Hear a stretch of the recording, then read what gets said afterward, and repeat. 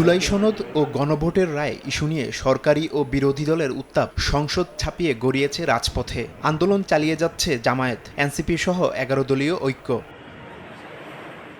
পিরোজপুরে উপজেলা ও পৌরসভার শুরা কর্মপরিষদ সদস্যদের কর্মশালায় যোগ দেন জামায়াতের সহকারী সেক্রেটারি জেনারেল মুয়াজ্জম হোসাইন হেলাল। বলেন, জুলাই সনদ বাস্তবায়ন না করা জাতির সঙ্গে প্রতারণার শামিল।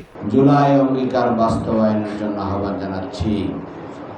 আর যদি সেটা না করা হয় তাহলে দেশবাসীর সাথে যে প্রতারণা হয় সেই প্রতারণা দেশবাসীর ভিতরে যে হতাশা এবং যে দুঃখের সৃষ্টি করবে, দেশের জনগণ কিন্তু সবসময় তাদের সে অধিকার আদায় করার জন্য যেভাবে রাজপথে অতীতে নেমে এসেছিল, আবারও যদি রাজপথে নেমে আসে তাহলে সেই অঙ্গীকার তারা আদায় করে নেবে ইনশাআল্লাহ।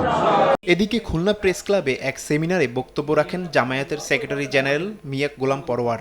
অভিযোগ করেন, জনরায় উপেক্ষা করে ফ্যাসিবাদের দিকে ধাবিত হচ্ছে বিএনপি। দুর্নীতির পথে ফ্যাসিবাদী সরকার যে ধাবিত হয়েছিল, ওখান থেকে ব্যাক করার জন্য তো আমার সহস্রাধিক মানুষ জীবন দিল। সেই রাষ্ট্রের মৌলিক আইন যদি আমি এখন বদলাইতে না পারি, তো এই সংস্কারের কোনো মূল্য আছে? ওনারা বলেন যে ওই বই দেখায় যে আমরা সব মানি, তার মানে এই 10টা সহকারে আমরা মানি। তো এই 10টা বাদ দিলে আর যা তা বাংলাদেশের প্রশাসনিক, রাজনৈতিক, সাংবিধানিক কাঠামোর খুব একটা গুরুত্বপূর্ণ বিষয়। সংসদে গণভোটের সমাধান না হলে রাজনৈতিক বিভাজন, জনগণের আস্থাহীনতা সমাজকে সংকটে ফেলবে বলে মন্তব্য করেন জামায়াতের সেক্রেটারি জেনারেল। তারিফ রহমান, সময় সংবাদ।